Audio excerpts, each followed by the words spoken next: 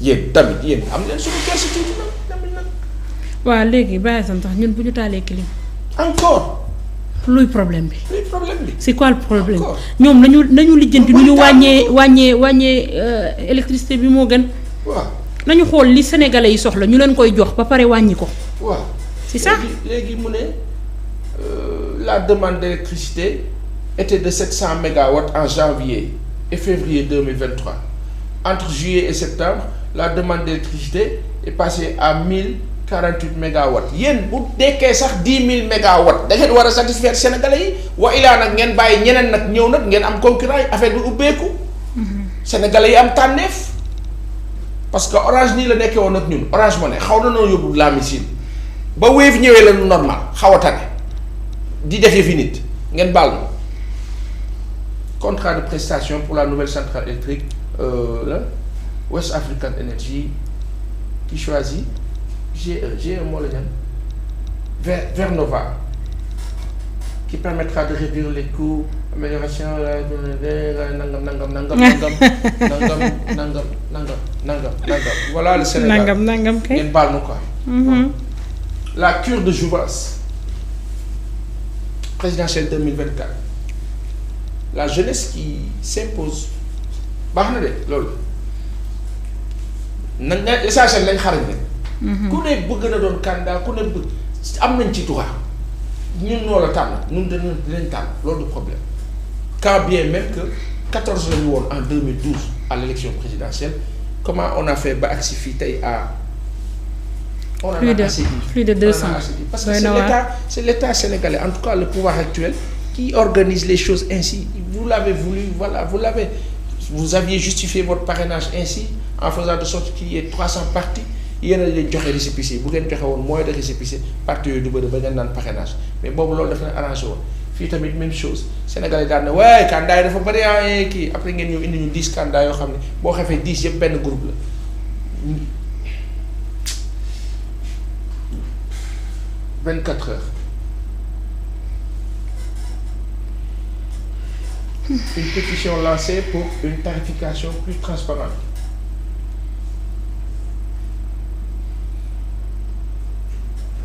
Retour TikTok. Maître Moussa Bokar Thiam dicte ses conditions. Plus de 100 enseignants en prison. Le QCM se menace. Ndax lan Ousmane Sonko. 100 enseignants en prison. Plus de 100 enseignants en prison.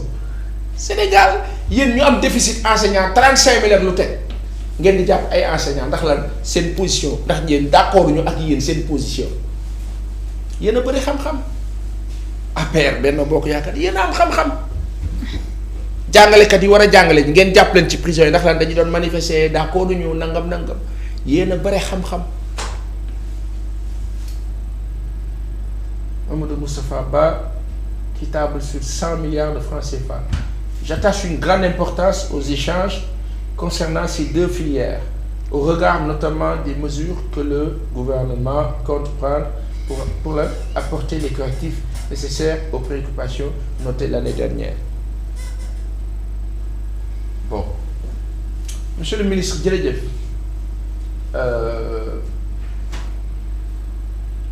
Moumi ndeysaan Moumi est dans tous les journaux. Critique des députés de Benno dans la besace d'Aly Ngouille kii baadu mooy candidat vrai bi Aly Ngouille Ndiaye bi baadu candidat vrai bi ah kilifa bi nu ngi laa nuyu de nu ngi laa ziar ba baax amaana il peut être le vrai candidat attention yéen yaakaar ngeen ni député Benno Bokk Yaakaar ne ñeme nañu président Macky Sall noonu yéen yaay bay agir nii ak ñoom ni ñoo yàgg a fonctionner. Attention est-ce que du xulil est-ce que du vrai candidat kilifa bi aw Samb am na loo ma waxoon Samb maa ngi laa ziar xam naa ay noo xool Samb am na lu ma waxoon si kii Samb. bàyyi naa ci xel est-ce que du vrai bi. On sait jamais. J'ai rien dit hein. Baye Assane nag booy wax ci moom dama ciy maandu ma bokk ab jolof la. Ah je sais pas hein. C'est nunca jaar. Bon. Aly Ngouille Ndiaye va officialiser sa candidature ce samedi 7 octobre. Une logique politique portée par une large frange des responsables de Benno Bokk Yakaar qui ne veulent pas voir la tronche du candidat imposé par Macky Sall. Défi personnel à Macky Sall malgré ses menaces à peine voilées ou pleines de mesures d'une candidature qui peut faire tilt dans cette élection indécise. Aïe aïe aïe aïe aïe aïe aïe Sénégal Sénégal Sénégal Sénégal Sénégal Sénégal Sénégal Sénégal Sénégal Sénégal mu ngi nii kii mën na nekk vrai candidat bi de APR Benno Bokk Yaakaar parce que ko Amadou Ba moment bi nga xam ni sénégalais ñu ngi naan dafa nar a génn APR Benno Bokk Yaakaar moment bi Aminata Touré di génn ci la ñu woo Amadou Ba def ko premier ministre loolu. maanaam ngay mel ni kuy génn ñu dugalaat la. nga duggaat mais ci duggaat bi da nga tombé période boo xam ni sénégalais yi ñoom bëggatuñu loolu. donc yow da nga duggaat ci loo xam ni boo si taqee rek dafay gën a mel ni loolu. lan dem na daal. te ñu bëri ne woon nañ peut-être bu teeloon génn dina am chance. parce que moom nag wax dëgg yàlla kenn mos koo dégg ci ay wax ak ay polémique yu ni mel. même bu fekkee lu bëri reproché nañ ko temps yi muy yor ministère. des finances. waaye ñu bëri nee woon nañ bu génnoon. peut-être teel a décroché comme Aminata Touré peut-être moom dara. te moom ci li mu bëgg a wéeru pour campagne loolu. kenn mais aussi le président Sall mu ngi def sa promotion mu ngi def campagne am. fu mu dem moom lay yóbbaale moom lay wax ñu ñaanal ko xanaa nag doo yeewul waar noonu nag bàyyi xanaa mbir yi compliqué wul noonu nag à ce point kon yàlla baax na. allahu akbar allahu akbar allahu akbar allahu akbar xulil ko oui ñoomi neen quotidien agriculture campagne de commercialisation sous pression l'État cherche à collecter une centaine de milliards mooy li ministre de l'économie wax Amadou Moustapha Ba 100 milliards de francs CFA pour assister à l'audience de la Cour suprême Juan Branco écrit à Antoine Diome am na ci droit de mais bon comme Sénégal moom waaye moom dañ ko placé sous contrôle judiciaire boo xam ni daanaka allahumma salli. Macky prône plus de dialogue waaye remise des rapports 2020 2021 et 2022 Macky prône plus de dialogue.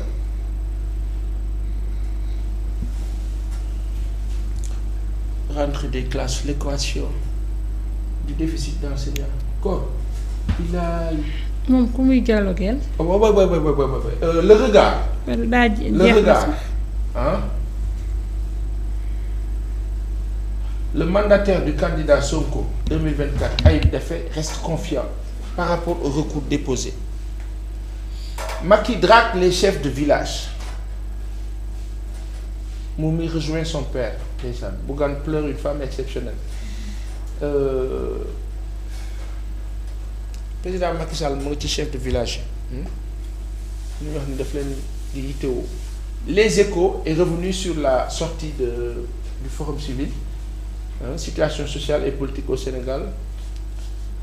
Le Forum civil dafa wax ne dëkk bi li fi xew dafa jaxasoo. Ils ont peint wala boog le Forum civil peint un tableau sombre. Le recul dans l'exercice des libertés collectives, les crimes sans criminels dénoncés par Biraye et compagnie. Ils alertent aussi sur le monde rural, la jeunesse, l'organisation des élections. Oui. Groupe parlementaire Yewwi Askan Wi, une scission qui peut coûter cher. Pastef reste à fond et Taxawu Sénégal se prépare à tous les cas de figure. Des conséquences sur la redistribution des postes au bureau dans les commissions. L'État du Sénégal continue à bénéficier de la confiance de ses partenaires financiers et des marchés de capitaux. Moustapha Ba.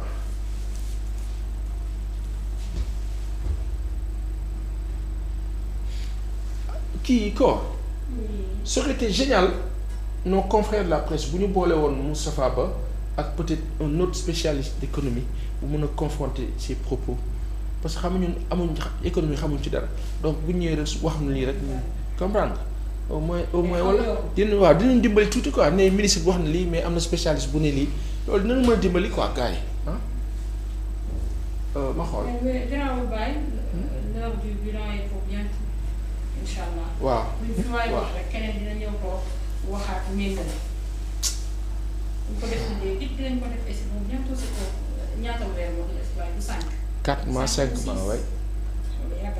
Recours de Sonko vers des joutes terribles à la Cour suprême aujourd'hui. Affaire des faux passeports diplomatiques, les rapports Kilifeu, Simon et Thier renvoyés au 7 décembre.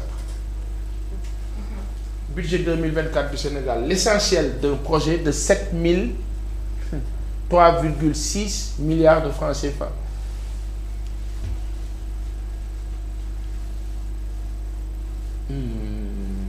Le soleil, hein? Bon, merci. Libération. Un redressement de 12 000 milliards de francs CFA. Le contentieux atterrit devant la première chambre civile. Les grands moulins de Dakar dans les nasses du fisc après un contrôle. 12 milliards du grand moulin war a fay.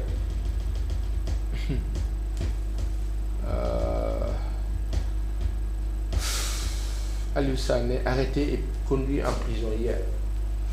Dommage. Barça wala Barsac, une 6e pirogue débarque à El Hierro en 3 jours.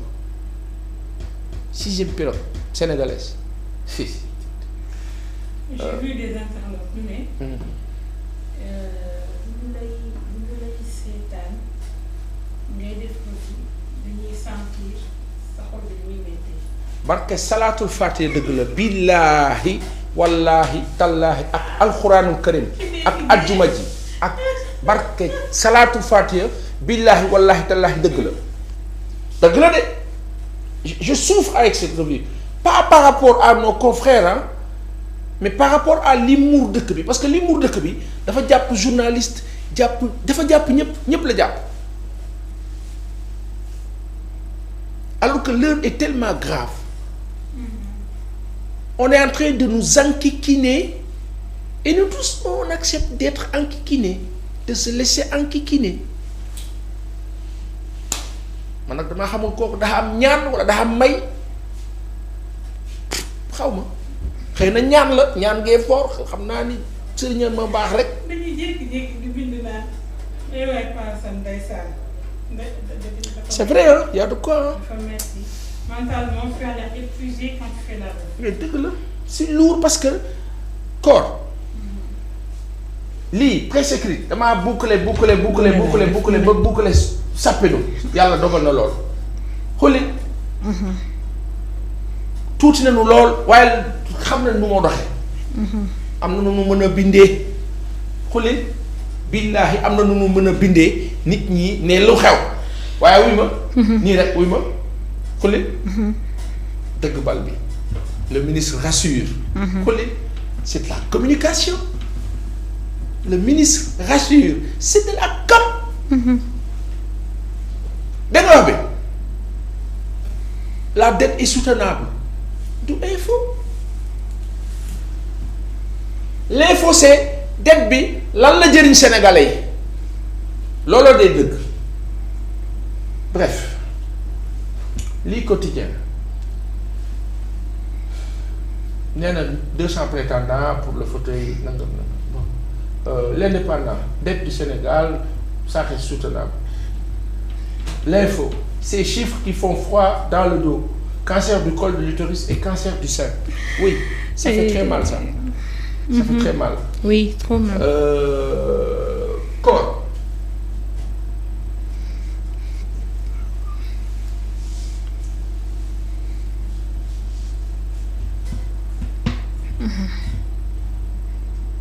fait très mal c'est une maladie boo xamante ne peut-être balaa ñuy fësal liñ ciy wax rek il faut octobre jot pour ñu taxaw di ci wax mais li muy def ci réew mi doy na waar lool et surtout ñun jigéen ñi nañu dem di defi dépistage saa suñu menstru bu jeexee bu ñu ko mënul am na nu ñu la koy jàngalee sur le net mën ngeen dem ngeen xool ko comme ça ngeen koy defal seen bopp parce que nekk na feebar boo xamante ne doy na waar sinon ñuy dem di defi dépistage dañoo am habitude di dem di xool suñuy yaram dama koy tàmbalee ci sama bopp maa gën a tàppet ñëpp mais nañuy am habitude di dem di xooli suñuy yaram c'est une maladie qui fait des ravages dans le monde li muy rey moo ëpp téeméeri junni yoon yeneen feebar yi nga xam ni moom la ñuy fësal li man daal xamuma sax feebar bi feebar lu mu doon ak fu muy jóge ak lu koy joxe nekk na lu doy waar loo xamante ne mu ngi def ay ravages alors surtout les femmes nañu dem di dépister wu fàttali ni dee ko def du dëkk dee ko def ñu koy wax suñuy moroom ñuy dem di ko defi après chaque menstru rek boo paree nga dem daal di xooli sa yaram xool lan moo ci nekk ak lan moo ci bees comme ça nga mën a teel a jóg balaa muy sori. koor. loolu ngay wax xool boobu c'est obligatoire en France. dafa am loo xam ni koor. mais ñun suñu njiit yi bu fekkee mënul dara lu leen di doyee. lekk ak naan enjoy. takki jabar tukki. t'as vu sama costume bi là dama ko commandé loolu la leen di doyee. jàmm. xooli Sénégal yàlla ñu yàlla may ay génie koor. ñu mat njiit. lii xoolal. docteur Guénoun Liska mu ne lan le cancer du sein étant le deuxième en termes de prévalence oui et de mortalité c'est 1800 nouveaux cas et 951 décès enregistrés par an maanaam at bu jot bu ne xooli plus de 1800 cas at bu jot bu ne te 1800 cas yi 900 yi dañuy ñàkk seen bakkan wala boog plus 951 décès par an 10 na de le cancer vu tôt se guérit vite se guérit vu tard on ne peut malheureusement que accompagner ou que les accompagner plutôt vers la mort, à la mort. Oui, la plupart du temps, c'est comme ça. Hein? Pour le cancer du col de l'utérus, dans les pays où il y a des programmes de dépistage, il est l'un des cancers les plus rares. Lama Adja Diak doon wax démb aux États-Unis, c'est zéro décès. Parce que les gens sont pris en charge à temps. Quand vous imposez la gestion sanitaire à votre peuple, c'est parce que vous voulez les mettre dans de bonnes conditions de vie. Mais ñun amuñu ay njiit yoo xam ne dañuy xalaat ñun nit bi. ñoom seen bopp lañu talunu. il faut que mu trop tard parce que bu fekkee da ngaa jiite réew wala ngeen yore réew nekk ay autorité kuñ ci fal nommé la sa askan sa famille ñooy daw si félicitation say xarit benn Pa Assane day toog naan mais sa waay xam naa ko mais félicitation Pa Assane bi muy wax félicitation mu ngi njort ne sa waay bu ma ko feeñoo sama affaire dina baax. Quand un pays est résumé ainsi mais tumuranke marde si tumuranke tolluwaay la ñu toll ci enjoy du ñu defar dëkk. en tout cas cancer nekk na lu doy waar loo xam ne et malheureusement comme ni ko médecin bi waxee ñoom mënuñu loolu gunge la dañ lay gunge ci sa phase finale jàppale la pour atténuer les douleurs loolu rek la ñu mën leneen li ci des nag mënuñu ko te des fois da nga leen di xool nga xam ni seen xol metti na mais dafa am benn sentiment d'impuissance boo xam ni dafay installé wu à chaque fois que ñu gis malade bi mu leer leen ni ñoom mënuñu ko sauver et doy na waar ñu gis son état di dégradé wu de jour en jour alors nañu fàggandiku comme ñun on ne peut pas attendre grand chose de cet état wax dëgg yàlla bàyyi sax li ñu war mooy ñu fagaru yar ci suñu bopp di xool suñu yaram di ko saytu parce que c'est pas tout le temps évident am na feebar yoo xam ne bu ñu xasee ba installé wu ci yow wax dëgg yàlla même médecin bi lay suivre da koy leer ni moom mënatul ci yow grand chose. waaw léegi. yow nee nga nan fagaru d'accord tout ça oui mais corps soo amee des autorités yoo xam ne ñoom dañoo toll ci yàlla dikk na am naa situation bu baax nommé nañ ma. xulil dama war a enjoy ñu toll foofu ci dundin ci tout ce que tu veux peuple ba ñu war a lijjanti peuple ba xam fu mu toll moom itam. peuple tamit dafa fu mu toll wuy ma. peuple ba xam fu mu toll xulil peuple bi mu ngi daw lu mu lekk ak lu mu naan moom peuple bi mu ngi toll ci lekk ak naan. waaye léegi ki toll ci lekk ak naan kooku nga yaakaar ni dina raisonner en terme de xulil il faut que ma def bilan ma xool sama yaram. talul yaramam. talul que c'est la triste réalité. léegi état son rôle c'est quoi information bii ñuy soxla presse def ko la presse est le premier pouvoir au monde parce que c'est l'info détermine le monde. Quand la presse fait sérieusement son travail d'éveil des consciences et des masses c'est cette pression-là qui fait travailler l'État et l'État moo war a njëkk a nekk sax informateur u peuple bi état bu am ambition bu am xam-xam bu baax ci réew li muy njëkk a lijjanti mooy naa fexe am une presse forte pour que lépp lu la dem ci dëkk bi ñu ma kaa xamal service de renseignement yi rek doyul mën nañ ma informer li leen arrangé fekk am na kenn ku leen di liggéeyloo kon li ñu dal dafa métti de. Bon bref l'observateur l'Obs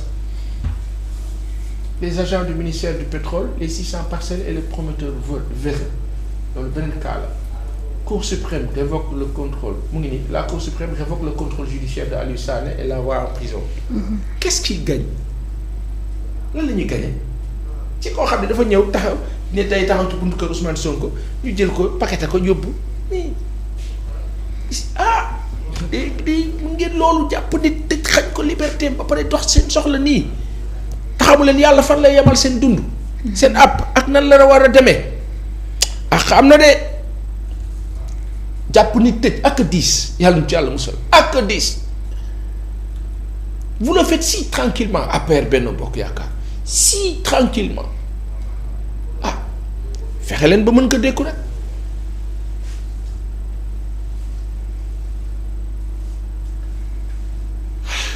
Des médias perdent une lumière. Le témoignage émouvant de son époux Bougane Gueye Dany, une âme imprégnée de respect, d'équilibre et d'une bienveillance infinie. Dëgg la. Fabrication de pirogues, enquête sur l'autre business sur les mécas. 14 millions. Une activité en plein essor avec des prix qui varient entre 8 et 14 millions. Fabricants et convoyeurs livrent les secrets d'un business aux conséquences dramatiques. L'impact de l'activité sur la pêche artisanale qui perd du matériel et de la main-d'œuvre. Paludisme des régions dans le rouge. Oui, palud bi ñu doon wax. Mais ça, la fabrication des pirogues qui yàgg na Sénégal. Nous avons des parents charpentiers ay kilifa yu mag ci sur la côte là, nos parents lébu là, qui font ça. Et qui le font bien di ci liggéey le vrai débat au-delà ce business là oui c'est vrai que c'est à dénoncer vu li yàqu ci li ñuy ñàkk ci sunu ay njaboot mais la réalité moo di ne tey état au Sénégal xoolil charpentier yi defar lii ñii secteur d'activité la qu'est-ce que l'État a fait pour eux pour les mettre en valeur ñun dañu war a am ay bateau ñii dañ leen war a dugal ci cadran boo xam ne ñoom dañuy defar ay bateau avec les moyens France comme ñoom dañoo toppee Mboro ñu dem jël leen haute technologie bi la ñu bëgg a xam nu moo demee pour defar ay bateau comme ñun tamit yéen ni ngeen amee bateau ñun ñu amee noonu bateau waaye dayoo ba amul dayoo doo mun loolu you following rek toppe rek al toppe bon lagar mbërëb lagar journaux itam jeexagul yow kii nu mu tuddati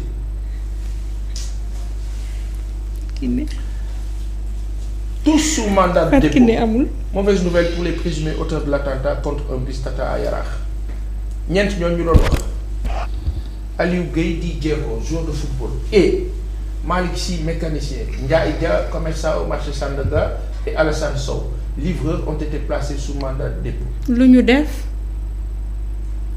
attentat boobu ñu doon wax ca Yaraax bus bu tàkk boobu arrêté par la section de recherche puis là dernièrement gardés au commissariat central de Dakar ils ont connu plusieurs retours de parquet.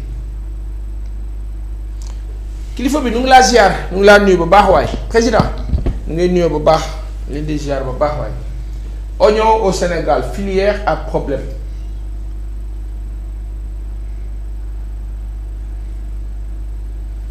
Le patron d'Ecotra casque 20 millions en denrées alimentaires pour le lan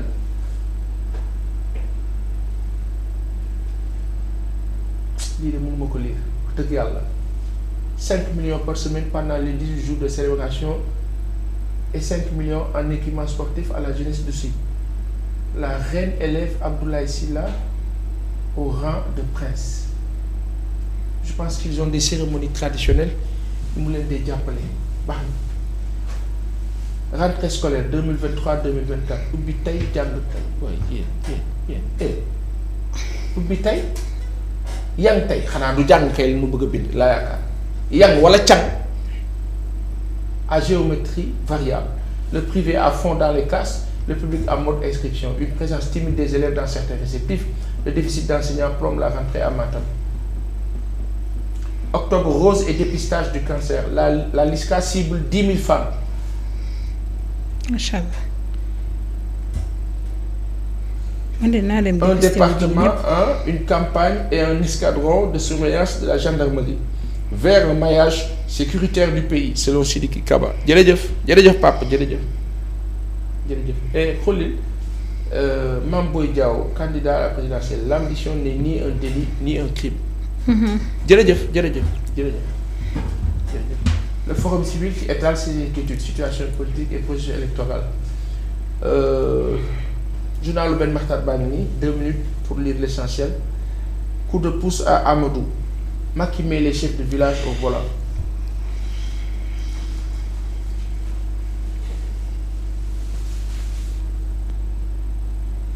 Le texte hommage de Ben Makhtar à Momi Père Batin.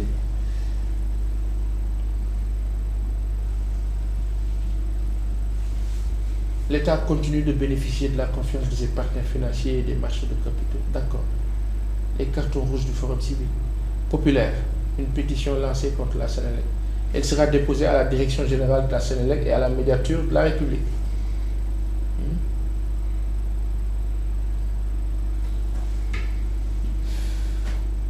Enfin, le sport. Qui d'autre pour la CAN? Liste pour Sénégal-Cameroun le 16 octobre à Lens.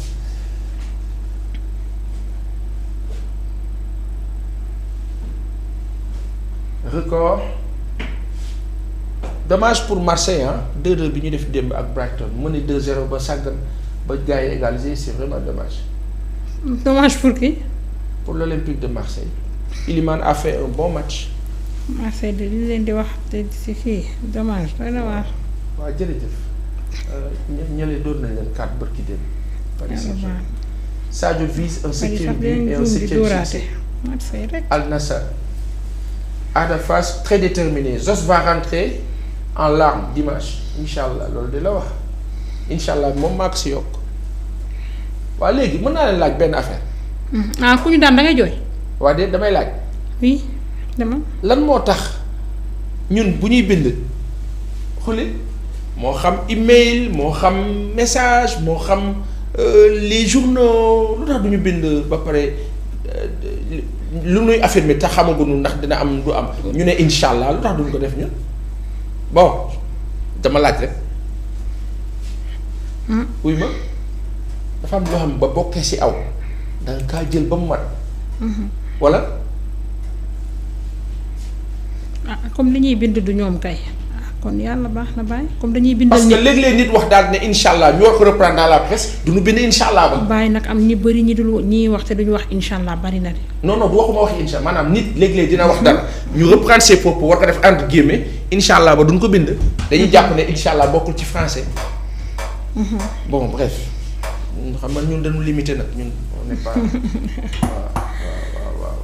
Saliou Niang Marseille kay waaw ma nuyu Ndiog Guèye rek sama xarit bi. waaw bon ndeysaan noonu la baaxee te bëgg ñu te fu ma toll ñu ngi koor ñu teg sama loxo ñu ngi jéggalu nag xam nga ñun revue bi ñun dañu kaa def nii rek ñu ngi siy jéggalu bu baax ngeen bal nu vraiment bal leen ñu ngi siy jéggalu bu li manqué yëpp ñun la matu na ñu ngi siy